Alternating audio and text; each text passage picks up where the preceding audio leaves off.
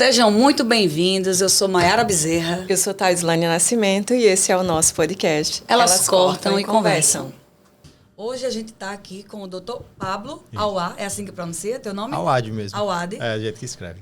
Ele é médico, tricologista e cirurgião. Faz implante capilar, né? E cirurgião capilar, isso mesmo.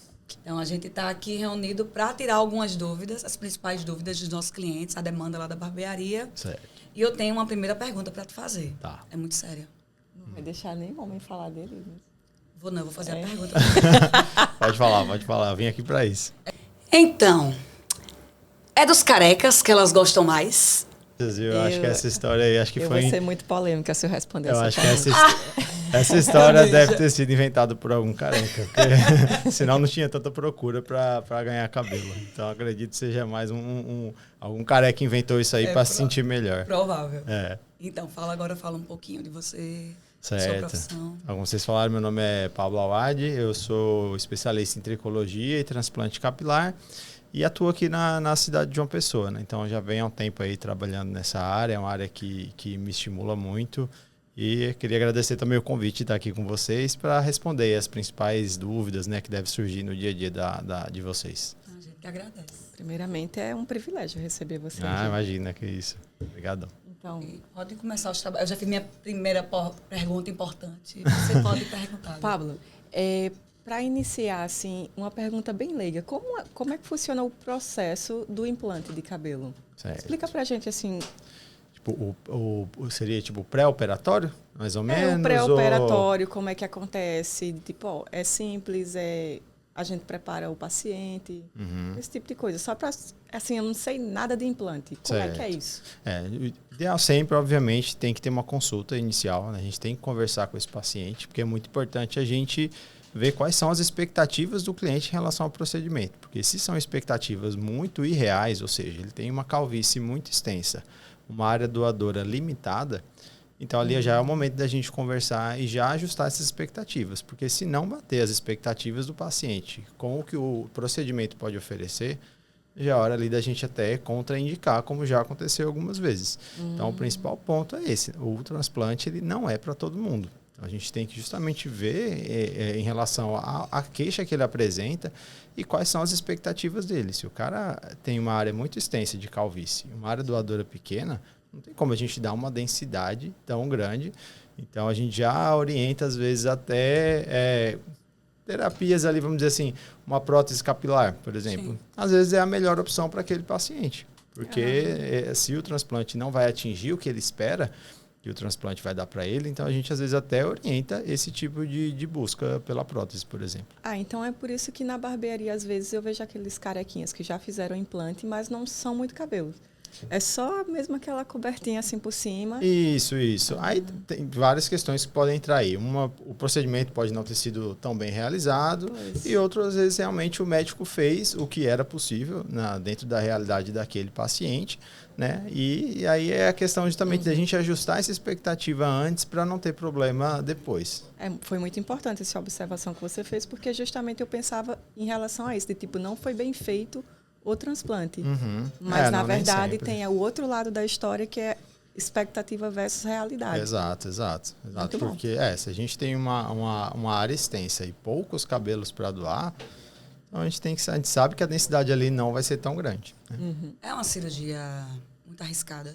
Quais são os riscos?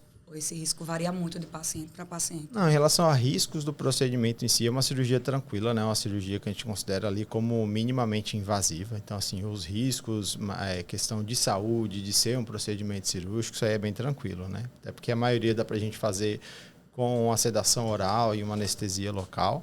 Tá? Então, assim, em relação a riscos, são riscos bem baixos, tá? Obviamente, existem riscos de complicações como qualquer outro procedimento, né? Então, qualquer procedimento médico, ninguém é isento de riscos, mas são riscos bem baixos mesmo, tá? Doutor Pablo, eu até estava vendo um podcast ontem sobre implante de cabelo e em relação a risco, o médico falou que se você não fizer bem feito, esse risco ele pode necrosar, pode chegar a uma necrose? Existe uma das complicações da cirurgia é a necrose, tá? E aí a necrose ela vai depender de fatores intraoperatórios, ou seja, algum erro que pode ser feito no momento da cirurgia, ou até em relação aos cuidados de pós-operatório. Então, por exemplo, se o paciente, nos primeiros dias de pós-operatório, ele sofre um trauma, por exemplo, na cabeça, tá? Aí você pode ter um prejuízo na vascularização que vai levar ao desenvolvimento de uma necrose, ou mesmo pacientes diabéticos ou pacientes tabagistas que já têm uma vascularização alterada, aumenta o risco de apresentar uma necrose. Tá? Ou, às vezes, pode ser fator intraoperatório, algum erro que foi realizado ali no momento da cirurgia. Bloqueou o fluxo sanguíneo, né?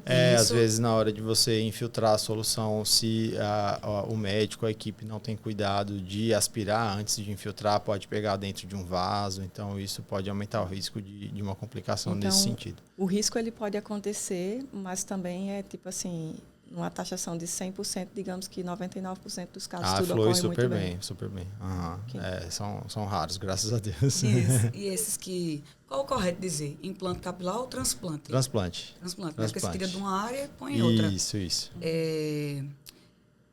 Oxe, eu tô igual a Dori. Ia falar uma coisa vai esquecendo. Não, lembrei. O fio que você tira de um canto, põe em outro. Uhum. Depois que ele tá ali quietinho, igual uma planta, que você tira de um vaso, bota em outro, aquele cabelo volta a cair. Pode chegar a cair. O fio de cabelo que a gente transfere na cirurgia, então, como você falou, é uma transferência de fios, né? Todo fio que eu tiro da área doadora e coloco na área receptora, ele não volta a crescer mais na área doadora. Não é grama que a gente tira e cresce uma nova. Ele vai crescer na região que a gente implantou. O fio de cabelo em si, ele vai cair. Dentro do primeiro mês de pós-operatório, todos os fios transplantados, eles vão cair. Tá? E aí, depois de 2 a 3 meses de pós-operatório, que você vai ver o surgimento de um novo fio. Porque a ideia do transplante não é a transferência do fio em si, e sim da região do bulbo, das células-tronco, que vão gerar um novo fio a partir dali. Mas aquele fio mesmo ele vai cair. Por isso que quando a gente vê o videozinho do transplante, quando você tira, sai o bulbo inteiro, assim. Você vê mesmo o bulbo e o cabelinho. Ele tem que sair a estrutura inteira. O importante é aquele bulbozinho transparente que sai ali que você... E principalmente o tecidozinho que fica ao redor do fio, ele tem uma região ali que a gente chama de bulgiária, que é a região que tem a concentração de células-tronco. Então, sempre tem que ter aquele tecido ao redor, não só o bulbo, mas assim o que tecidozinho. Põe, fica tipo parecendo algo gelatinoso, né? Na cabeça do paciente. É isso, aquela pontinha que você vê, que parece umas bolinhas, né, que ficam, ali é o capzinho que a gente chama, que é como se, quando a gente faz a extração, vem ao redorzinho a pele também. E aí, quando a gente implanta, fica aquelas bolinhas. Bem fofinho. Eu sou bem carniceira, eu gosto de cirurgia. Mas é bem bacana a cirurgia. Tem gente que tem a aflição de ver as bolinhas, né, e tudo mais, mas é bem legal. No geral, acho maravilhoso. Mas tem muita Passar gente, tempo. tem gente que acha muito satisfatório, assim, porque é bem... Mas o que eu queria saber desse era se o fio transplantado cai com o tempo. A pessoa corre risco de em relação ao processo novamente. de calvície. Não. Sim. Porque assim, a gente tira os fios da área doadora, né? Que seriam as regiões laterais e a região posterior da cabeça. Então, se você vê aqueles homens bem carecas, até de mais idade, ele pode estar super careca, mas você vê que ele sempre mantém o cabelo aqui na lateral e aqui atrás. Porque os cabelos dessas regiões, eles não são suscetíveis à queda do processo de calvície. Tem um porquê disso? Imagina-se que seja pela origem embrionária. O tecido dessa região, ele vem de um tecido embrionário diferente do de cima. Então, imagina-se que seja por isso que essa região não sofre a ação da testosterona. Então, em relação àquilo que você já falou, que depende muito da área da calvície do homem e tudo mais, dependendo do tamanho da calvície do homem, sendo uma região um pouco menor, digamos, normal assim da população, o transplante capilar ele pode ser, sim, a solução definitiva para a calvície. Porque como o daqui não cai mais... Isso. Agora, sim, a questão é que a gente não tem como exatamente estimar o grau máximo de calvície que aquele paciente pode apresentar. Então, às vezes, um paciente, ele opera ali em torno de 30 anos de idade, ele tem só umas entradas, você preencheu as entradas, a cirurgia justamente é para isso, é para restaurar as áreas que já estão calvas e que a gente não consegue melhorar com o tratamento. Então, a gente restaura ali aquelas regiões. Se esse paciente não tratar e ele tem uma genética de calvície para ele evoluir para um grau avançado, um grau 6, um grau 7, ele vai continuar perdendo os fios. Não os transplantados, mas os originais ali da região. Imagina, o cara faz só a faixinha aqui na frente. Exato. Depois de uns anos cai de cima. E E é é por a isso que famosa hairline Isso, a hairline. do cabelo, que é o que sente mais, que são as entradinhas aqui. Isso. E essa hairline, é muito cliente que já perdeu bastante dessa área da frente e tem medo do resultado. De achar que vai ficar artificial, porque as cirurgias que faziam antigamente, com as técnicas Sim. menos avançadas, ficava assim, super artificial, uma linha muito pesada na frente. Então, Tire o medo dos clientes. a hairline realmente é o que impacta mais visualmente, que é onde o paciente vai se ver no espelho, a região que ele vai ver primeiro, quando ele conversa com as pessoas, é a região que as pessoas vão olhar, quando ele tira uma foto. Então, realmente, a hairline é o que impacta mais. Então, o que vai variar? O desenho da hairline tem que ser um desenho natural e compatível com a idade, porque o que acontece? Com o envelhecimento, o homem, mesmo o homem que não tem calvície, ele tem um avanço da hairline ao longo do tempo. Então, a testa vai ficando maior, vamos dizer assim. Tá? Então, não adianta pegar um homem de 50 anos e ele vai me trazer uma foto de quando ele tinha 20 anos, que a hairline dele era aqui e ele querer aqui. Não adianta. Se eu fizer isso, além de não ser inteligente da nossa parte, vai ficar esquisito. É uma coisa que as pessoas vão olhar e vai ver que tem alguma coisa estranha naquele paciente.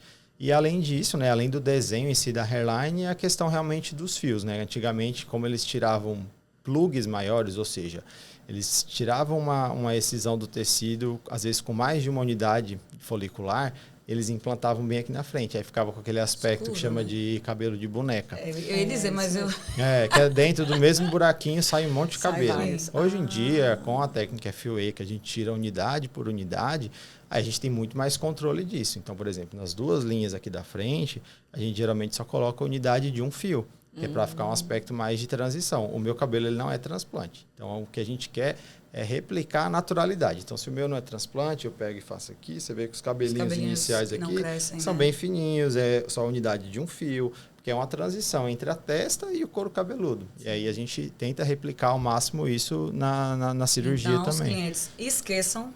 Não, esquece aquele Esse cabelinho tipo de de cirurgia boneca. é Não, antigo, não existe mais. A fábrica da estrela já fechou. Agora a gente vai... Pode fazer Não a tem mais cirurgia sem boneca. medo que vai ficar natural a parte da frente do ficar, cabelo, né? Vai. Porque realmente você se olha no espelho toda hora e aquilo incomoda. Isso. E o desenho da hairline, ele é feito, obviamente, a gente usa a parte científica e tudo mais para a gente desenhar, mas o paciente tem que estar de acordo também. Tá? Então, assim, é uma conversa entre o médico e o paciente do desenho que mais se Você adequa faz ali. marcaçãozinha e tal. Isso. Igual tatuagem, pra você ter uma prévia. né? Geralmente eu Como- faço até na véspera da cirurgia. O desenho e a raspagem da cabeça eu faço na véspera, porque é um momento ali mais tranquilo. Se a gente faz ali logo antes de entrar na cirurgia, fica aquela sensação que tá uma Pode pressão para ir decidir a rápido. pressão, né? Então eu sempre passo na véspera e o paciente já chega no outro dia com tudo desenhado. E essas marcações são feitas mesmo em desenho ou você tem como mostrar para ele assim numa resolução 3D da foto dele, um exemplo assim? Normalmente a gente faz desenho mesmo, aí a gente consegue ir apagando e regulando, porque a gente faz as medidas, né? A gente tem que medir os terços faciais, que eles, né, tem que ter um equilíbrio entre si. Justamente. E aí a gente vai vendo também para usar de forma inteligente. Né? Então, mesmo dentro dos terços, eu sempre preciso ser um pouco mais conservador. Então, eu utilizar o terço mais largo para a gente manter uma linha um pouco mais alta e ter uma área menor, vamos assim dizer, de preenchimento, que eu consigo dar uma densidade maior. E o que os pacientes às vezes não conseguem compreender antes, né? No momento eles até vão entender porque eu explico um pouco melhor. A linha que a gente desenha é onde vai nascer o cabelo, onde vai iniciar o crescimento do cabelo. Então, se eu pego a minha testa aqui e eu subo, meu cabelo está nascendo aqui em cima. Né? Quando o cabelo cresce, ele cobre. Né? Ele vai ter esse caimento. Então, às vezes o paciente se assusta, não, mas está muito alto esse desenho. Eu falo, não, meu cabelo vai nascer aqui. Eu até pego e risco assim para baixo para ele ver que o cabelinho dele vai crescer, né? E aí ele vai ter uma cobertura. Tem influência em como você implanta o fio, porque o fio naturalmente nasce com implantações, né? Com caimentos. Isso, a gente também, a direção que a gente faz as incisões, né? Ou seja, os cortes que vão receber os folículos depois, eles também eles têm uma direção e uma angulação de acordo com o local da cabeça. Então, esses fios iniciais, eles são bem angulados, um ângulo bem agudo em relação à pele. É porque esse é outro medo. Eles falam muito com medo do cabelo ficar todo Ou pra ficar trás. espetado, assim, Às vezes, 90 às vezes o cara quer graus. usar um cabelo caidinho como o teu e se Isso. implantar todo numa direção para trás, não vai ficar. Né? Exato. Então, a gente muda a angulação e a direção de acordo Isso com é o legal. local da cabeça. Eu queria fazer uma pergunta assim de curiosa mesmo. Sim. Quando eu pego um rapaz que ele tem implante capilar, geralmente o cabelo do implante ele é bem mais ressecado do que o cabelo natural. Como é, assim, eu como barbeira, como é que eu posso ajudar o meu cliente a ter esse cabelo mais hidratado na barbearia? O que é que eu posso fazer por ele? Certo. O que acontece muito é uma mudança da textura mesmo do cabelo, tá? Isso, às vezes, com o tempo de pós-operatório, costuma melhorar. Ele volta a ter as características naturais do cabelo daquele paciente. Tá? E outro também, às vezes, acontece na cirurgia, se a implantação, por exemplo, é feita com pinça, ou seja, tem uma manipulação maior do folículo, a chance dele ter algum tipo de dano e nascer um cabelo diferente, um cabelo com um aspecto um pouco, às vezes, até mais crespo, ou até mais ressecado, isso acontece. Então, muda de acordo com o método de implantação. E um tempinho mais, né? Para ele mudar voltar, a textura. Exato. Mas um cliente meu que demorou uns 2 anos, vê se para ficar com a textura mais... Mas assim, estando num tempo de pós-operatório que já está liberado fazer tratamentos capilares ou procedimentos mesmo voltados para a estética, aí já dá para fazer. Se ele está no tempo de pós-operatório que permite, é um cabelo normal. Já posso, então, fazer hidratação nos clientes? Pode. Sempre respeitando o tempo. Eu queria perguntar sobre isso. Selagem para um cara que ele fez implante capilar. Ela vai danificar o cabelo dele? Eu vou correr o risco do cabelo do cliente cair depois? Não, se você respeitar o tempo de pós-operatório. Então, assim, para esses procedimentos um pouco mais agressivos, vamos dizer assim, ou seja, tintura, que não é tonalizante, tintura mesmo definitiva, ou mesmo procedimento de alisamento, a gente pede pelo menos aí uns 6 meses para esperar. 6 meses. Depois de 6 meses, o cliente ele já está apto para fazer uma aí selagem. Tá mais tranquilo. Vida normal. Show de bola. Porque o cabelo Porque muitas vezes a saída é fazer uma selagem. Se o cabelo tiver... que já aconteceu com o cliente meu, estava extremamente diferente a textura da lateral. Isso. Aí não tinha escapatória, teve que fazer um alinhamento do fio para poder deixar mais natural o efeito. Aí depois de 2 anos, mais ou menos, o cabelo dele começou a ficar mais macio naturalmente. Com o tempo costuma voltar. E aí, assim, obviamente, 6 meses ali que você vai fazer um procedimento desse, paciente e vocês, né, tem que estar ciente que não é o resultado definitivo ainda. Então, pode ser que, por exemplo, ele fazendo um processo desse para alisar, já fica uma densidade um pouco menor, porque o cabelo ele vai ficar mais baixinho, né? Sim. Então, aí ele pode até se incomodar, tomar cuidado para ele não se incomodar, mas ainda não está com o resultado definitivo. Então, talvez 1 ano ali ele esperar, ele já vai ter uma densidade melhor e vai se sentir mais à vontade em fazer, por exemplo, qualquer processo de alisamento, que aí a densidade já vai estar já definitiva. Agora, você falou, né, que tem alguns tipos, dependendo do grau, né, da calvície, fica complicado de fazer. Mas é possível tirar da barba para colocar no cabelo? Sim. A preferência é sempre fios do couro cabeludo. A gente opta por fios corporais, como barba, tórax, costas, né? Quando já não tem área doadora suficiente na região capilar. Tá? Então, e também outra questão, esses fios normalmente do corpo, ou barba, ou tórax, eles não servem para áreas de definição. Ou seja, eu não posso colocar esses fios na hairline, por exemplo.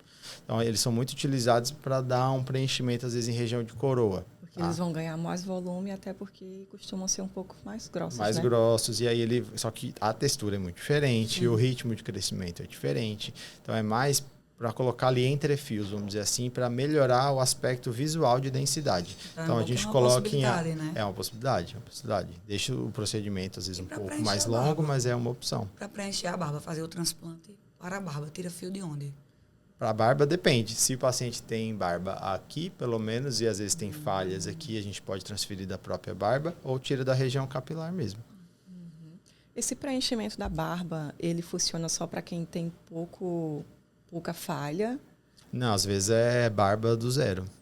Tu consegue fazer uma barba do zero? Do zero, mas aí é tudo área doadora capilar. Até o bigodinho também? Tudo. E, tipo assim... eu fiz ali o transplante da barba, fiz a barba toda e tal, mas eu me arrependi. Eu posso tirar tudo isso a laser depois? Pode, com muita dor no coração, mas pode. Não, pode. Acontece depois do cara fazer o procedimento, né? E se arrepender, né? Não, por exemplo, o paciente que tem calvície e às vezes não tem barba e quer fazer barba, já é um momento que você tem que conversar. Você tem certeza que quer fazer a barba e o seu cabelo? Porque o que acontece? A nossa área doadora é essa daí para o resto da vida. Como eu disse, o cabelo a gente transfere de lugar, ele não vai crescer de novo. Então, se a gente utiliza ali uma quantidade grande de fios para fazer um transplante de Depois não barba, dá pra fazer se de depois novo. ele quiser fazer o capilar, ele já não vai ter fios suficientes para doar. Então tem que priorizar uma das Tem partes. que pensar direitinho. Então, assim, pacientes, beleza, que não tem nenhum sinal de calvície, dá para fazer a barba tranquilamente. Agora, se o paciente já tem uma calvície um pouco avançada e quer fazer a barba, você tem que conversar, ó, o que você prefere? A gente tem que dosar isso daí. Não dá para fazer procedimentos infinitos, até porque o cabelo não é infinito. Então, Ô, doutor, a gente falou aqui muito sobre idades, certo? 30 anos você falou que o cara pode fazer o transplante e talvez ele caia um pouco dependendo da genética dele, né? sim, Pronto. Mas com que idade você indica assim, tipo, olha, a partir dessa idade é mais fácil não cair mais? Tem Certo. alguma? Então, às vezes até o aparecimento da calvície varia também da idade. Vocês já devem ter visto adolescentes ou pacientes, clientes, né, no caso de vocês, muito jovens. 16 anos tem gente careca. Que gente. já tem calvície até avançada. E tem gente que vai começar a apresentar a partir dos 40. Então, assim, até a época de apresentação pode variar também. Porque são mais ali de 200 genes envolvidos com a calvície. Então, vai depender da quantidade de genes que esse paciente apresenta, do nível de penetrância que a gente chama do gene. Então, tudo isso varia muito. Então, a idade vai variar por conta disso. Mas a gente nunca recomenda operar em idade muito jovem, assim, por exemplo, como adolescentes, ou 18, 20 anos, porque a gente não sabe o nível que aquela calvície vai evoluir ainda. Então, vai que a gente transplantou ali aquela parte inicial e justamente evoluiu, avançou muito, mesmo tratando, né? Porque esse é outro ponto que eu ia falar com vocês. Tem que tratar. Transplante tem que vir associado a tratamento clínico. Não é milagre, né? Não é milagre. Não é até aquela porque ele coisa vai que tu continuar. faz, eu fiz o transplante e agora tá tudo bem, vida que segue. Porque tem muita gente, a gente escuta ainda, acha que transplante é tipo cura da calvície. Ah, não, eu não quero tratar porque eu quero operar. Sim, meu amigo, é aí que você deve tratar mesmo. Porque se ele não trata, justamente, dificilmente o cara vai chegar no nível máximo de calvície, né? Sempre vai estar ali no nível intermediário, geralmente. Então, se ele não trata, com o tempo ele vai continuar perdendo os outros fios, não os transplantados, como a gente conversou. Mas os outros fios ele vai continuar perdendo. Então, daqui a 10 anos, se ele não tratou, a calvície dele evoluiu. O que ele vai falar? Ah, o transplante não foi bem feito, o transplante não resolveu. Sim, mas o que você perdeu foram seus fios, não foram os fios transplantados. Entendi. Foram os fios da região mesmo. Agora, se o cara, esse que tem uma calvície mais Avançada. tardia, né? Não, mais tardia, tardia. depois dos 40 e tal. O risco dele é menor de ficar com a área mais comprometida? Não. É o mesmo risco de quem perde quando é jovem. Tipo, É, porque tudo depende da genética mesmo. Então, Eu são tenho- coisas... Eu tenho achava um que cliente. demorava mais. Eu tenho um cliente que ele É, tem realmente. 60 e tal anos. Não vou revelar a idade do senhor. 60 e tal anos e ele tem o desejo de fazer implante. E pode acontecer isso. Pode. A gente opera bastante paciente Não tem já. idade máxima para isso, não, né? Não, a menos assim, que ele tenha alguma condição de saúde que impeça ele. Mas pela questão da idade em si, tanto que é bem comum operar pacientes mais velhos, assim. Tanto que a gente fala, questão estética, você vê que é uma coisa que não tem idade. Porque a gente acha assim, não, quando eu estiver mais velho eu não vou ligar para essas coisas. Mas não, vai a sim. gente opera gente de 70 anos, 75. Porque quando uma coisa incomoda para a vida toda. Se não te incomoda, tudo bem, mas tem que às vezes o pessoal critica muito. Ai, vaidade, isso é desnecessário, é fútil. Eu escuto muito isso dos clientes, mas a gente tem que entender que cada um tem sua dor, a gente tem que respeitar a dor do outro. E quando a gente se olha no espelho, se a gente tá triste com o que a gente vê, cara, se não fosse importante, a gente não teria profissão. Exatamente. Eu não ia estar cuidando da imagem dos outros, a gente não ia estar cuidando da imagem dos Nem outros eu. se não importasse, nem você, exatamente. E tem certas cirurgias assim que mexem muito com a autoestima da pessoa. Não é sobre beleza, mas é sobre autoestima. Né? Tipo, o cara às vezes é careca, ele põe cabelo, ele fica ali, ele se olha no espelho e ele vê que ele está 10 anos mais jovem. Ele não muda só o cabelo, ele às vezes muda o jeito dele se vestir, o jeito dele se portar. Confiança. Isso acontece demais. Às vezes o transplante capilar parece que serve como start ali para o cara mudar tudo. Quando esse paciente volta um ano depois, ele emagreceu, ele botou botox, ele não se Às vezes ele era solteiro, arrumou uma namorada. Justamente. Menina, mas agora, muda, às vezes eu lembro que as cirurgias antigas tem até uns clientes que têm um corte corte, retangular aqui atrás da Isso. cabeça, né? Arrancava a pele para tirar os bulbos para botar Isso. e ficou aquela cicatriz ali. Tem solução? Pode colocar cabelo ali? Pode. Cicatriz? Dá para implantar na cicatriz, mas a cicatriz, como ela é um tecido de fibrose ali, ele é menos vascularizado. Então, assim, não tem a mesma pega que tem um couro cabeludo saudável, tá? Então, a taxa de sobrevivência dos folículos é menor. Mas dá para fazer? Dá. Tanto que às vezes o paciente aproveita que vai fazer essa técnica que tira, né, a faixinha, que é a técnica FUT, F-U-T. Então, às vezes o paciente vai fazer uma outra cirurgia depois, uma FUE, aí ele aproveita e fala, tem como cobrir essa cicatriz? A gente coloca, a taxa de sobrevivência ela é menor, mas vai dar uma cobertura, tá? Outra opção que tem, às vezes, é fazer micropigmentação. Fazer uns pontinhos em cima da cicatriz, já tira aquele aspecto. Ele faz ali. a cirurgia, se cair 50%, já cobriu bem e depois faz a micro por cima. E eu ia Legal. até fazer essa pergunta. O homem que ele tem uma cicatriz na cabeça de um acidente, alguma coisa do tipo, é possível, então, fazer o... Dá. Às vezes a gente transplante. precisa fazer um preparo antes. Então, a gente caminha para o dermatologista para fazer um preparo daquela cicatriz, para aquela cicatriz ficar mais receptiva, vamos dizer assim. Então, melhorar a vascularização dela para quando fizer o procedimento ter uma pega maior dos folículos. Mas às vezes é paciente já sofreu queimadura ou algum acidente. Tem cirurgia. Tinha um cliente criança há muitos anos que ele tinha uma cirurgia que pegava de uma orelha a outra. Assim, como se fosse um fone de ouvido. Aqui, assim. Mas dá para fazer, Aí dá sim. para fazer, né? Dá. É bom que é uma possibilidade, que ele teve a cicatriz muito novo. Tipo, E fica um aspecto muito estigmatizante, ele, assim. Tem como Tem. Então, ótimo. Mito ou verdade? Eita! Pá! A calvície vem da mãe? Isso é verdade, que todo mundo diz, a genética da mãe é mais forte. Olhe para os homens da família da sua mãe. Não, vem do pai e vem da mãe, mas alguns dos genes, dos mais importantes relacionados à calvície, vem da mãe mesmo. A genética realmente é mais forte. É mais forte, Então, mas vem dos dois lados. Às vezes o paciente pode... Meninas, olhem para a família da sogra. Se você não gosta, Porque se às você não gosta de careca. às vezes o paciente vem se referindo que não tem ninguém na família da mãe. Às vezes realmente vem só o histórico da família do pai. Ele não vai deixar de ser e os careca clientes por ficam, isso. não, na família da minha mãe não tem, eu fiz. Aí eu boto o terror, né? Que eu não sou muito... Você já dá uma olhadinha lá, já vê. Porque meus clientes fazem bullying comigo, eu faço também. Aí eu digo, mas começa por alguém. Aí fica aquele clima tenso assim, eu tô brincando. Mas é verdade. Não, mas é verdade. Às vezes a calvície, ela pula gerações. Então, às vezes, por exemplo, os avós têm, aí nenhum da geração dos filhos dos avós tem, e aí os netos começam a ter de novo. Então, às vezes, nossa, mas tem família que é demais. Minha família mesmo é todo mundo, a grande maioria, cabelo fino, cabelo falho. Eu tenho umas falhas assim por dentro, naturais. Se você ver minhas fotos de criança, já tem aquelas falhas. É triste, viu? Que aí já é da própria característica também, né? O cabelo muito fininho. Assim, o doutor Pablo, na barbearia, quando chega lá um homem assim com a entradinha básica, coisa pouca e tudo mais, é muito falado sobre o minoxidil. Minoxidil funciona de verdade. E qual é a melhor forma? É em pomada, né? É a loção, né? A loção ou oral? Ela é um líquido ou uma pomada? Não, ela é líquido. É líquido, um né? sprayzinho, né, de minoxidil ou a cápsula, né, o comprimido. Se funciona, funciona. Agora tem que saber até onde ele funciona. Qual a função do minoxidil? Porque os homens acham que é milagre. Vai passar ali uma semana, já vai nascer cabelo. Fica aquela aflição. O que é a calvície? A calvície não é cair cabelo. Cair cabelo cai como de qualquer pessoa, porque o cabelo está se renovando. O que acontece na calvície é um afinamento progressivo do fio. Então, o folículo está produzindo um fio que ele vai ficando ao longo dos anos cada vez mais fino, cada vez menor, até o momento que aquele folículo ele pode parar de produzir o fio. Então, por isso que fica aquele aspecto no processo, né? E aquele aspecto de cabelo de bebê bem fininho, que você passa a mão, parece uma penugenzinha, né? Então, o que o minoxidil faz? O minoxidil ele vai liberar fatores de crescimento e melhorar a vascularização.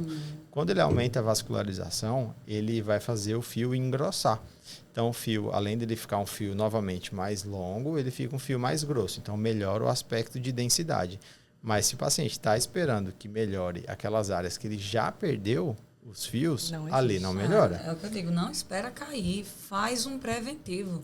E já aconteceu de chegar um paciente lá, quero fazer, e não tinha necessidade, o que ele precisava era de um protocolo de tratamento que incorporaria. Sim, às vezes o paciente apresenta, por exemplo, um tipo de calvície que a gente chama de difuso.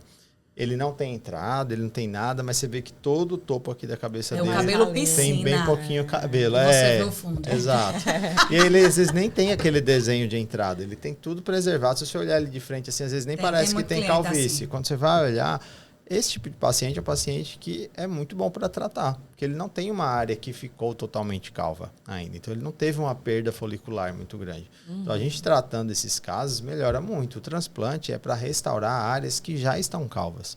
Às vezes mesmo aí um paciente desse de alopecia difusa costuma responder muito bem, mas beleza, a gente tratou ali 6 meses, ele ainda não chegou no nível que ele quer, a gente pode fazer um transplante para colocar um entre fios e melhorar a densidade dele. E eu pergunto isso porque eu tenho um cliente em especial que ele tem cabelo na área toda, só a coroa, que aparentemente não tem fio, mas tem muita penugenzinha.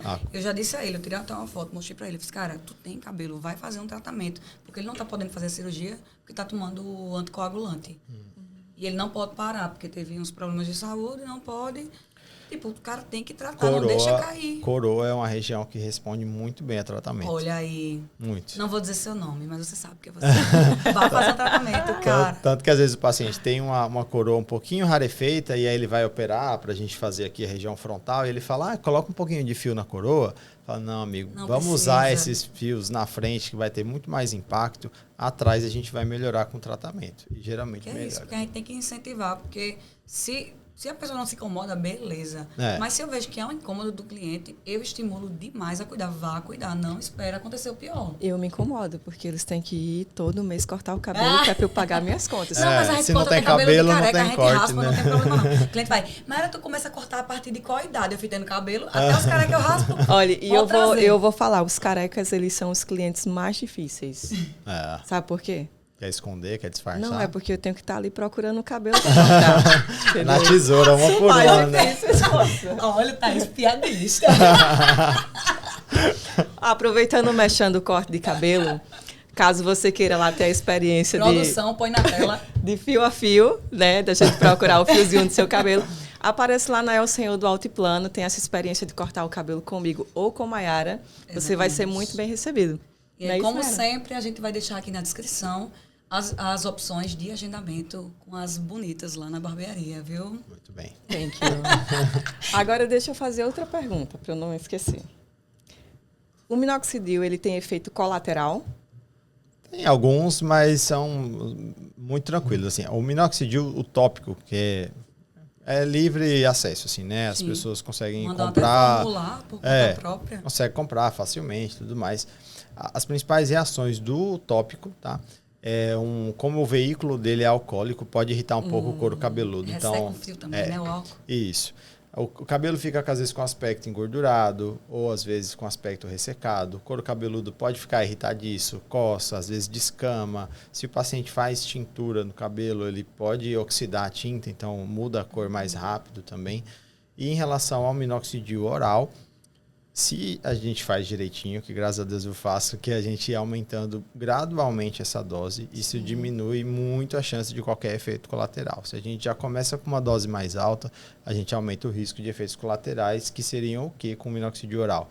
Às vezes um pouco de dor de cabeça, uma tontura um pouco leve nos primeiros dias, tá? E o que acontece também a partir aí de 3 meses de uso é um aumento da espessura dos pelos do corpo. Tá? Ele não vai criar cabelo onde não existe, mas vai engrossar um pouco. Um pouco. Eu tomo já há mais de 1 ano, então assim, não é nada de outro mundo. Engrossa um pouquinho. Tem gente que naturalmente é mais peludinho no corpo, né? Sim, sim. Eu, por exemplo, sou galeguinha, mas eu sou cheia de pelinho. Eu acho que eu ia ficar um macaco. Mas esses pelinhos do corpo, né, que a gente chama de pelo velos, eles não engrossam muito, não. Graças a Deus. São mais então, os pelos e terminais. mulher pode tomar? Pode. Bom saber, viu? Bastante, a gente utiliza bastante. Tem uma entradinha? Eu nem acho de Thaís muito, não. Eu sou um pouquinho mas, calma. enfim. Eu gostaria de ter mais cabelo. Também. Olha, mas quem toma minoxidil, com quanto tempo assim ele pode ver o resultado do minoxidil em si? Qualquer tratamento capilar, a gente geralmente fala 2, 3 meses para começar a ver resultado. Então, 2, 3 meses, não adianta né? começar... Todos os dias, sendo fiel. Para começar a ver. Começar a ver. Porque o povo quer o resultado final, o povo é imediatista. Não existe porque eu vejo aí as pessoas vendendo minoxidil, dizem que com 15 dias faz milagre na cabeça do homem. Não. Comércio, às vezes né? é uma pelificação ali, mas é uma coisa muito discreta, assim, mas o tratamento capilar mesmo, até por conta do ciclo capilar, você não vai ver resultado antes de 2 a 3 meses. Pode acontecer, mas, entretanto, o normal é de 2 a 3 meses. Porque senão os pacientes vão vão passar a semana inteira se olhando no espelho, sabe? Assim, procurando Quanto mais cabelo você novo. olha, você não consegue perceber a evolução. Você tem que dar um tempinho para depois você olhar e, opa, tirar foto, eu digo assim, olha, você vai né? tomar as medicações, esquece. Assim, vai tomando e a gente vai acompanhando. Aí, de repente, o cara olha assim, porra, melhorou muito. Principalmente quando a gente mostra foto, né? Minoxidil, só ele resolve ou geralmente é feito com associação com outros medicamentos? Para calvície. Para calvície. Tá, então, para calvície, um dos braços aí do tratamento medicamentoso seria o minoxidil e outro, a gente tem que atuar na base da calvície, ou seja, a calvície ela está associada à testosterona, que é transformada na dihidrotestosterona. Tu vai chegar na finasterida, não vai? Calma. A polêmica da impotência sexual. E aí a testosterona é transformada nessa dihidrotestosterona, que é o que vai agir lá no folículo e causar aquela atrofia do folículo. Então a gente tem que agir em algum local dessa via, né? Porque senão a gente pode tomar minoxidil, fazer o que for, mas ele vai continuar sofrendo a ação do DHT. Então, as temidas medicações, efeitos colaterais estão associadas a isso daí, que é esse bloqueio, né, da 5-alfa-redutase, que acaba inibindo a produção do DHT. E aí, acho que provavelmente onde vocês queriam chegar, que é as medicações, né? Porque os clientes tudo morrem de medo de ficar Não é os clientes tudo, não. Todo homem tem essa coisa de tipo assim, eu vou ficar impotente. Certo. Né? Eu vou conversar mais ou menos que eu converso com os pacientes que me referem a esse medo. Sim. Primeiro, a gente usa muito menos a finasterida hoje em dia. Antigamente, realmente era praticamente a única opção. Hoje em dia, a gente tem a dutasterida, que é uma medicação que ela é mais efetiva, né, eficaz do que a finasterida e tem um menor índice de efeitos colaterais. Então, enquanto a finasterida bloqueava mais ou menos 60% da produção do DHT, a dutasterida bloqueia cerca de 90%. Tá? E aí, como a meia-vida, ou seja, o tempo de circulação da dutasterida no organismo é mais longo, isso permite a gente usar a medicação em dias alternados. Tá? E aí, como já tem um menor índice de efeitos colaterais, a gente também até já fica mais tranquilo. Mas o que eu converso com os pacientes? Que se a medicação fosse ruim, ela não estava em circulação por aí até hoje. Tá? Então, assim, dos estudos que foram feitos, a quantidade de pacientes que realmente apresentaram qualquer índice de efeitos colaterais é muito, muito baixo. Eu não vou entrar em números aqui para não ficar uma coisa muito complexa, mas um índice é muito baixo de efeitos colaterais. Tá? E o que acontece? Acho que como envolve essa parte sexual, obviamente cria-se um estigma muito grande. Mas se você pegar uma bula de dipirona e for ler, você não toma. Obviamente vai ter um monte de coisa, mas como envolve essa questão de redução de libido, e também não é impotência, gente, é redução de libido, ou seja, é redução do apetite sexual. Tá? Então, pois os homens comentam muito que virou impotência, virou infértil, vai, virou tudo, né? Assim, é redução de libido e redução do volume ejaculatório. Mas quando você pega também pelos estudos, a redução do volume ejaculatório é muito pequena. É uma coisa que praticamente o paciente não tem como perceber no dia a dia. Se eu for ter filho, eu vou ter que parar a medicação, porque eu não vou... Não, e é o que eu falo também, justamente. Olha, amigo, se você for azarado o suficiente de estar nesse grupo aqui de 0,4% que pode ter um efeito colateral, a gente suspende a medicação. É só 0,4%. Que tem, Olha basicamente aí, meninos, não se garantam muito não. Se estiver tomando remédio, né? Exato. Não se confie não. Pode ter menino. Pode ter menino, pode ter E não use isso como desculpa também. Exato. Não, porque já aconteceu até com um conhecido meu, por problemas de saúde, não por essa medicação. O médico dizia, tem pouquíssimos riscos de engravidar, sua esposa, não sei o quê. Aí nasceu, menino. Nossa, olha aí o presente. Olha o pouco risco aí. Finasterida e dutasterida não é método anticoncepcional. Então, assim, o homem continua produzindo espermatozoides e tudo mais. Agora, assim, para aqueles casais que estão em processo, têm dificuldade de engravidar, é um fator que a gente tem que considerar e suspender. Agora, suspender do mesmo jeito que o benefício da medicação não é para sempre, um malefício aí também não é.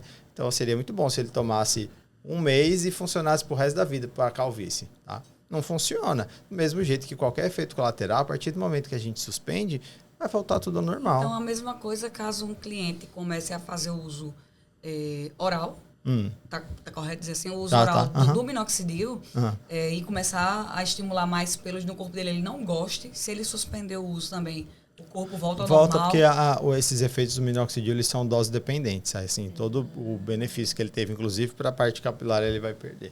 E para muita gente isso também é uma preocupação de, eu vou ter que usar e tomar para a vida toda. Que a gente conversa assim, a calvície ela é uma condição genética, não é uma doença, certo? Então assim, você já tira esse peso, você não tem nenhuma doença. Você tem uma condição genética que faz você perder cabelo ao longo do tempo. Se você está tão preocupado com medicação, não sei o quê, é uma escolha, certo? Você está substituindo uma dor pela outra. O que é pior para você? Ficar careca ou ter que tomar um comprimido todo dia? É verdade.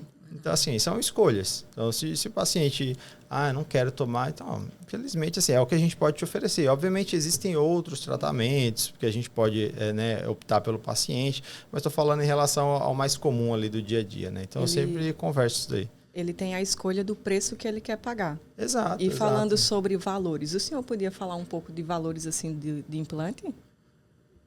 Não, muito, porque varia muito. É a muito gente, relativo, a gente né? já não fala muito nem de orçamento, por exemplo, em redes sociais. Eu recebo muita pergunta pedindo, até por questão de conselho de medicina, essas coisas, a gente não costuma falar de valores. Entendi. Tá? Mas o que eu posso falar assim, vamos dizer, o campo do transplante capilar cresceu muito nos últimos anos, né? Se você pegar aí 10 anos atrás, o pessoal viajava para a Turquia para operar, porque aqui no Brasil era um valor exorbitante, o dólar também estava mais em conta, então o pessoal viajava muito. Mas nos últimos anos cresceu muito. Então, assim, existem clínicas e médicos e até franquias para todos os bolsos. Sim. Obviamente com limitações, que eu digo todos os bolsos, né? Porque a gente sabe que não deixa de ser um procedimento que tem um valor um pouco elevado.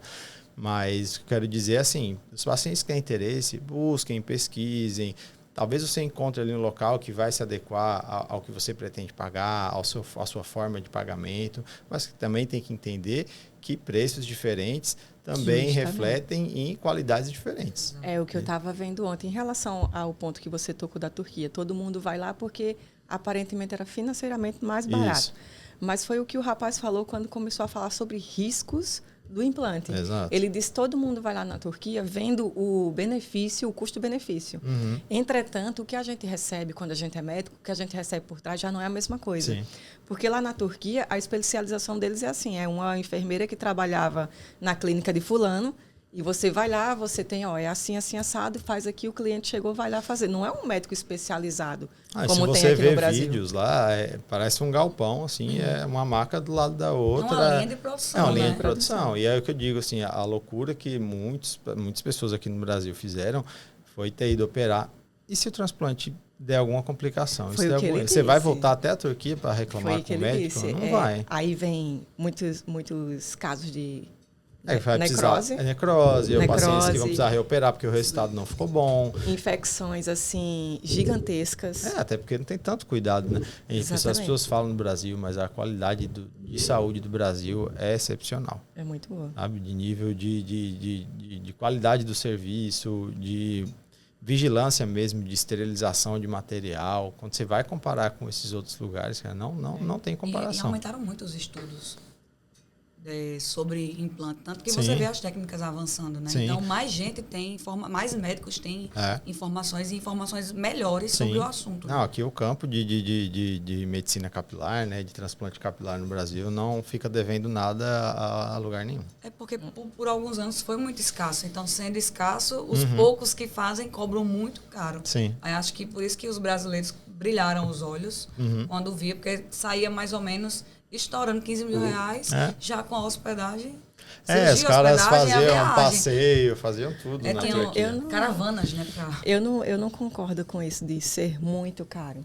Não. Porque, eu estou dizendo assim... Em comparação. Porque imagina, vamos usar aqui um exemplo básico. Você vai procurar um profissional para você fazer uma tatuagem para a sua vida inteira. Sim. Né? Então, você vai procurar um profissional barato, não é que eu não estou desqualificando ninguém, mas muitas das vezes o cara não vai usar uma tinta X, não tem uma máquina X, não tem uma experiência X, que o outro profissional que vai cobrar o triplo dele vai te fazer uma tatuagem que vai durar o resto da tua vida bonita. Sim. Não, e se está barateando tanto, você tem que levantar um alerta ali. É uma coisa que vai mexer com a sua autoestima. Sim. Imagina você fazer... sua saúde, no caso, E sua né? saúde. Imagina você fazer um implante de cabelo para você ser uma pessoa melhor, se olhar no espelho e ter prazer, e aquilo corre mal, E você se olhar no espelho e ter uma cicatriz, ter uma parte do corpo necrosada, ver a tua cara toda inchada por conta de uma infecção. O trauma vai ser muito pior do que você ter só a calvície. Exatamente. Ou morrer por infecção.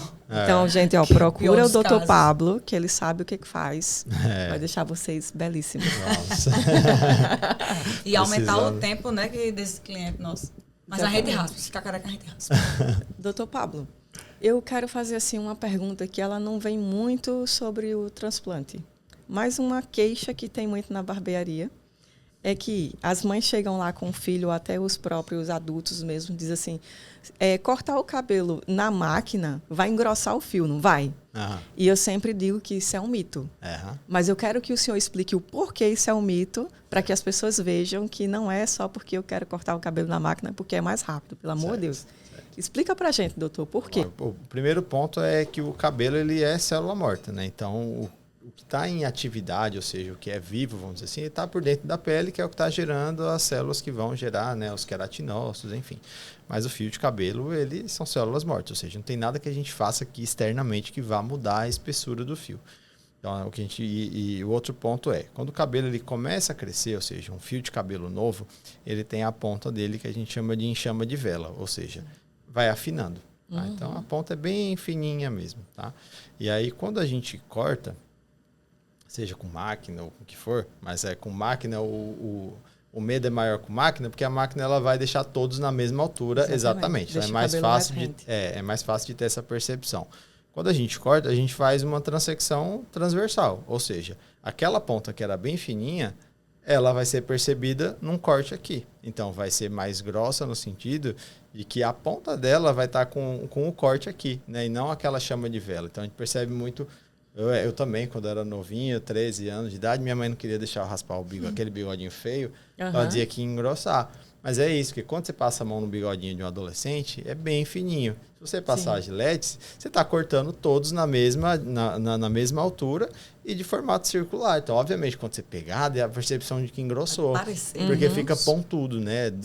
Fica grosso ali no toque. Mas não muda, não muda. Então, gente, não engrossa cabelo, cortar na máquina. Pode raspar, pode raspar. Até porque a máquina é feita de uma lâmina Que a é a tesoura é mesma feita coisa. de outra lâmina, exato, minha não gente. muda. É São óbvio. iguais. É porque é mito, né? Coisa de mito. crendices. Exato. Exatamente. Exato. Aí, realmente, talvez a percepção ali no tato, né? É diferente quando você corta. E até gostosinho passar a mão assim, com o cabelo furando. Assim. Porque justamente quando você deixa tudo na mesma altura, né? Você passa a mão, você sente mais isso é fácil. só um problema quando a pessoa quer fazer um corte mais rente e não quer ir para a máquina. Porque chega um ponto que o pente corrido tem um limite. Mais baixo que aquilo, só a máquina. Ou mais exato que aquilo, só a máquina. Tesoura é um trabalho artesanal, a diferença é essa. Ponto. Exatamente. Não tem como mesmo. Tem outra dúvida também. Quer dizer, eu acho que nem é dúvida, são comentários que rola na barbearia, que chega um rapaz de 30 anos de idade e diz assim, mas quando eu era novinho, meu cabelo era loiro e fino. Agora eu tô mais velho, 30 anos de idade, ele tá preto e encaracolado. Como é que acontece assim? Muda por conta do hormônio do homem? Com que idade isso começa a acontecer? Pode ter mudança, tanto no homem como na mulher. Geralmente a gente olha nossas fotos de criança, cabelo de criança tem outra textura. É um cabelo muito mais fábrica, fino. É um cabelo muito mais fino. A produção de melanina não é a mesma. Então, às vezes, o cabelo é mais clarinho. Realmente, quando vai entrando na fase adulta, com a parte hormonal e até mesmo do envelhecimento, muda. E quando vai ficando mais velho de novo, muda de novo. Porque aí vai começar a perder a melanina. Seriam nas mudanças mais importantes hormonais, porque na adolescência a gente vê muito mudança. É tanto pelo hormônio como pelo envelhecimento em si. Por exemplo, o cabelo branco é morte dos queratinócitos, né? Que são os queratinócitos, não, desculpa, dos melanócitos, são as células que produzem a melanina. Então, assim, o fio branco é isso. E o fio branco também, gente, é irreversível. Morreu. Não produz mais melanina. Da mesma forma como eles chegam assim, meu cabelo cresceu rápido demais. Gente, é saúde. Aí eles, como assim? É saúde. Se seu cabelo tá seu corpo tá produzindo cabelo, é porque é saúde. O povo esquece que o corpo que produz, não é algo que tá ali só não. A taxa de crescimento do nosso cabelo, ela é genética também. Assim, cada pessoa tem a sua taxa de crescimento. Tá? E o tamanho máximo que o cabelo vai atingir também é genético. Então, às vezes, mulheres que se queixam, às vezes, eu queria meu cabelo na cintura e não consigo. Aí gasta dinheiro com vitamina, com shampoo. É o ciclo, né? De nascimento, crescimento e morte. Às vezes a genética dela não permite que o cabelo dela seja na cintura. Porque a fase anágena dela, ou seja, a fase de crescimento do fio dela, dura ali, sei lá, 4 anos. Então, o cabelo atingiu um comprimento máximo em 4 anos. Em 4 anos ele cai, cresce um novo, que vai durar 4 anos. E muita gente bem menos que isso, né? Bem menos. E a calvície faz diminuir, né? Tanto a calvície masculina como a feminina, ela diminui a fase anágena, por isso o cabelo vai ficando mais curto. Ô, doutor Pablo, eu sinceramente eu nunca tinha ouvido falar sobre o transplante de sobrancelha. Sim. Como é que funciona isso? De tipo assim, eu tenho algumas falhinhas na sobrancelha, né? E às vezes tem pessoas que não têm a sobrancelha bem feita. O senhor faz o transplante para ficar a sobrancelha bem feita sempre? Ou mais, né? Quem tem câncer, às vezes quando cai tudo pela químio, às vezes não volta o fio todo. Eu vejo muitos homens que já tiveram câncer com a sobrancelha bem ralinha. E mulheres eu vejo mais... pigmentação, essas coisas todas. E mulheres mais velhas também, às vezes, perdem a sobrancelha por envelhecimento ou por modismo também, né? Teve uma época da sobrancelha muito fina, então as mulheres tiravam muito. Sim. E aí acaba que às vezes realmente perde o fio, não tem mais como crescer. Mas aí, acho que quem tem mais medo desse procedimento é o homem. Mas a base do transplante de sobrancelhas é a mesma do capilar. A gente tira de uma área doadora e coloca na área receptora, que no caso a área receptora são as sobrancelhas. E o desenho também é de acordo com uma conversa ali entre médico e paciente, do que fica harmônico para o rosto daquele paciente. Ele prefere uma sobrancelha um pouco mais grossa, um pouco mais arqueada, um pouco mais reta. Mas o desenho é determinado nessa conversa também. Agora, assim, a sobrancelha vai estar sempre preenchida, porque a ideia é que todos os fios que a gente transplante, né, pelo menos a maioria deles, realmente vingue, né, e vire ali um cabelo no pós-operatório.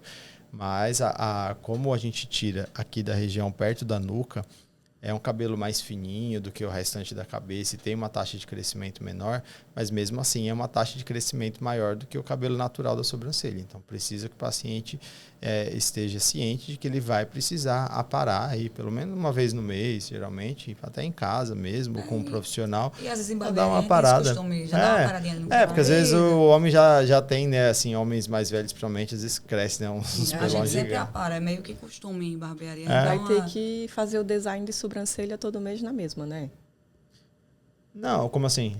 Tipo, todo mês eu faço design de sobrancelha. Você precisaria fazer, mulher geralmente que já tem esse costume, né, de fazer o design. Então você funcionaria do mesmo jeito. Você precisaria sempre ficar tirando do jeito que você quiser, no modelo que você pretende. Porque o homem geralmente vai fazer um desenho mais natural. E nem todos os homens gostam de desenhar a sobrancelha. Sim, não. O negócio é aparar o fio, o comprimento. O comprimento só. O comprimento. E a mulher, ela vai fazer... Só que também, como a mulher, a gente também determina o desenho, você já vai fazer o desenho mais parecido possível com o que você gosta do seu design. Porque se sair muito da linha que você já tem, aí não faz sentido. Não faz sentido também você colocar para ficar tirando depois. Então, a gente faz mais ou menos o desenho que você gosta e você é mais aparar mesmo. Eu acho até interessante a gente abordar aqui que é importante o homem ele prestar mais atenção na sobrancelha, porque isso vai dar um realce maior para o olho dele. E tem homem que não está nem aí, que deixa monocelha e tudo mais. E, tipo assim, não é uma questão de você ser mais homem ou menos homem do que o outro porque você faz a sobrancelha. É questão, muitas das vezes, de...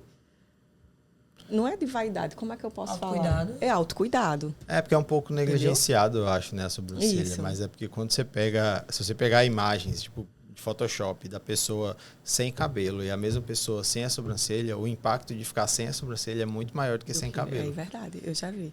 Eu já vi um rapaz que ele não tem cabelo nenhum. Quando eu olhei para a sobrancelha e disse, não acredito. Existem tipos de alopecia que perde cabelo no corpo todo, né? Existe. A alopecia areata universal. Nossa. A gente chama autoimune, né? E aí pode evoluir para um grau de tem que perda... Tem uma micropigmentação mesmo, no caso, na sobrancelha, né? O cabelo é mais difícil. Tem gente que faz, ele não tem área doadora. Né? Já não tem área doadora, esse rapaz.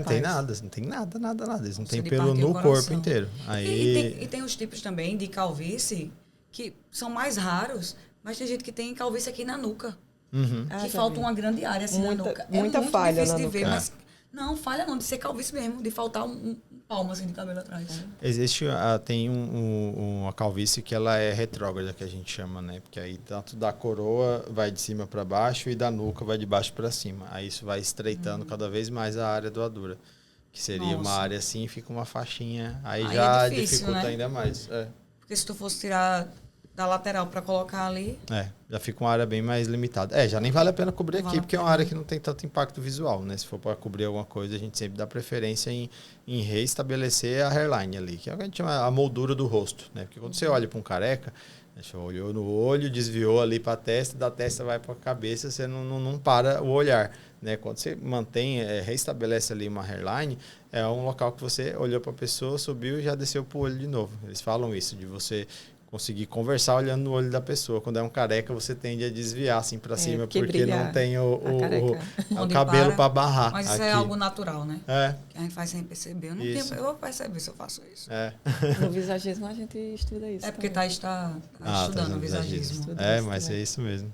Aí, então, o cliente, vamos supor, passa na barbearia, faz uma consultoria de visagismo e às vezes a indicação é cirurgia, às vezes a indicação é fazer um tratamento. E existe a área da tricologia. Muita gente fica, o que é isso? Pois é, inclusive. Eu quero fazer desde já um convite.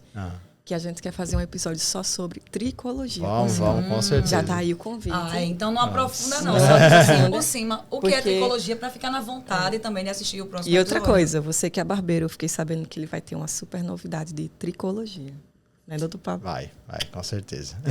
Então passa só por cima, assim, o que é só tricologia. Por cima, deixa a galera no gostinho. Até para o pessoal saber, quando necessita fazer um tratamento, quem procurar, né? Certo. Então, a tricologia é basicamente, né, o estudo ali dos cabelos, tá? Então, vai da alopecia androgenética, né, que é a calvície, a casos, por exemplo, como você falou agora, da alopecia areata, que o paciente não tem cabelo no corpo inteiro. Né? Então, assim, a tricologia ela é uma área de atuação também dentro da dermatologia e hoje em dia existe a tricologia também de forma avulsa, vamos dizer assim. Né? Existem pós-graduações específicas de tricologia, como a que eu fiz, tricologia e transplante capilar, que é onde eu atuo. E aí a gente atua em toda a base do diagnóstico, né, das doenças capilares e nas bases de tratamento também. A pessoa pode atuar só na tricologia sem atuar no transplante, mas eu optei por fazer as duas coisas. Eu gosto muito da parte clínica, vamos dizer assim, essa parte de consultório, assim como eu também me encanto muito pela parte cirúrgica. Mas é isso, são as opções, são muitas opções de tratamento que a gente tem dentro da tricologia. Então, a gente conversou aqui um pouco sobre minoxidil, sobre dutasterida, mas para os pacientes ficarem, os clientes aí de vocês, nos casos, ficarem cientes de que vai muito além disso. Isso aí é o básico do básico, Sim. É o paciente... Por isso que eu vejo vendendo muito, Sim. E as pessoas comprando por conta própria minoxidil, aí sempre perguntam, Mayara, eu posso usar? Eu fiz, não é da minha área. Eu sei que é algo eficaz, na maioria dos casos, não apresenta tanto risco, mas vá no médico. Sim. Porque muitas das vezes, você tem que descobrir a causa, né? Às vezes tentar tratar... Personalizar um tratamento. Qualquer tratamento que você vai fazer e você tenta fazer por conta própria, às vezes é mais gasto de dinheiro do que... Às vezes a pessoa não procura um profissional com medo de gastar, mas tenta tantas outras coisas que está gastando muito. Assim, na internet hoje em dia você tem um monte de produto aí com promessas milagrosas, é gominha de cabelo, é bloqueador de DHT tópico, é não sei o quê. E a galera cobra o que quer e o pessoal compra. Tá? E aí, na hora de procurar um profissional, não vai. Ou quando vai, já está esgotado porque acha que nada mais funciona. Sendo que se ele fosse lá desde o começo, né, já ter procurado, quanto mais tempo passa sem ele tratar direito, mais cabelo está perdendo. Às vezes é melhor assim, criar esse alerta ali logo no começo de cuidar, porque talvez você nunca chegue ao ponto de você precisar de um transplante, por exemplo. No meu caso mesmo, eu tratei desde muito novo. Eu tinha uma calvície. Eu tinha uma calvície, vou te mostrar a foto aqui. Tu tinha cabelo? Muito. Então 21, você vai mandar a foto pra gente colocar na edição. Vou mandar uma foto horrorosa, mas vou mandar. Então, você tratou antes Tratei muito. Nunca parei de tratar. Eu comecei a tratar com 19 verem, anos. Né, que é possível no tratamento. Sim. E os primeiros sinais de calvície eu tinha 19. Eu tô com 36 agora.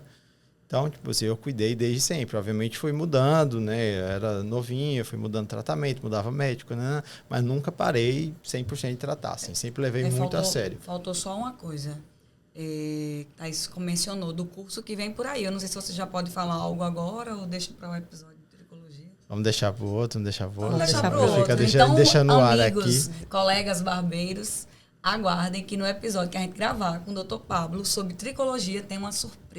Isso, em breve aí a gente está aqui conversando novamente. Vamos se aperfeiçoar, melhorar para prestar um serviço melhor e mais seguro para o nosso cliente. Porque além da calvície tem os problemas de pele, né? Muita gente tem seborreia, tem muito cliente com psoríase, e isso é bem complicado, né? Da gente às vezes ficam sem saber, né? Exato, saber orientar, ou saber o que vocês podem usar, o que não pode, né? O que vai piorar aquela condição. Existem os mitos que são muito populares que acabam atingindo os profissionais também, né? Sim. Às vezes nem vocês estudando ali tem como saber decifrar, porque cada paciente é um caso, né, tem que tomar esses cuidados, e a ideia foi justamente essa, de, através de conhecimento avançado, capacitar ainda mais os profissionais, né, de dentro da barbearia. Vai ser muito bom. Vai ser ótimo. Eu tô dentro. Eu também, uma vez a hora. E aí, mais alguma pergunta, senhora? E eu acho assim que a nossa conversa foi espetacular. Obrigado. Gostei muito também. Estou disponível para falar tricologia. Quando... Eu tô aqui, ó. Coçando todinha. Já emenda outra hora com você. Vou chamar de você porque você é um rapaz muito jovem. Não, pode chamar você. Não precisa chamar de doutor também. Pode chamar de Paulo. Mas assim, para terminar, deixa aí não sei se eu consigo dizer uma chamada, mas deixa aí alguma coisa de tipo assim... Para um careca, o que o careca faz? Uma mensagem para um careca ali brilhoso, aquela carequinha brilhosa. Acho que eu tenho para falar para qualquer pessoa aí que, não só o cabelo, mas que está se incomodando com alguma coisa, é ir atrás, se informar melhor, veja as suas opções, né? As opções da sua região, na sua cidade, o que você consegue fazer, o que está cabendo ali dentro da sua realidade, do seu bolso. Mas a questão é, não deixe para depois, porque depois... na questão capilar, pelo menos, se você deixar para depois, pode ser tarde demais. Tarde demais, pelo menos, para o resultado que você espera ter. Então, assim, vá se informar, veja as suas possibilidades ali do que você consegue, que você não vai se arrepender. Eu falo assim, tempo é cabelo. Então, quanto antes você cuidar, melhor. Eu sempre falo. Mas eu falo isso sempre assim, no meu Instagram, porque basicamente isso. Para a calvície em si, quanto mais tempo passa, mais você está deixando seus folículos atrofiarem, mais você está perdendo fios. Então, se todo mundo tivesse esse start ali de começar a tratar nos primeiros sinais de calvície, talvez o mercado de transplante capilar estaria um pouco quebrado, né? Porque ninguém mais precisaria de transplante. Mas é basicamente isso. Se o paciente cuidar, se prevenir, sempre vai ter o que precisa. Exato, vai ter resultado. Assim, é procurar o profissional certo, a terapia certa para você, que com certeza vai dar certo. Boa. Então é isso. A gente está chegando ao fim do 3º episódio no nosso podcast. E a gente... obviamente adorou, dá pra ver na nossa cara. E obrigado a todo mundo que está assistindo aí. Continuem nos acompanhando e nos seguindo nas redes sociais, não é, Thaís? Inclusive, a gente vai deixar lá o @ do Dr. Pablo. Isso. Caso você queira procurar, fazer lá uma análise e tudo mais, ele vai estar à sua disposição. Isso, a gente faz consultas aqui em uma pessoa, né? Consultas presenciais, e também para quem é de fora aí da cidade, a gente tem a opção da consulta online também, se quiser. A tecnologia. Favorecendo. Então é isso, gente. Obrigado. Beijo. Adiós.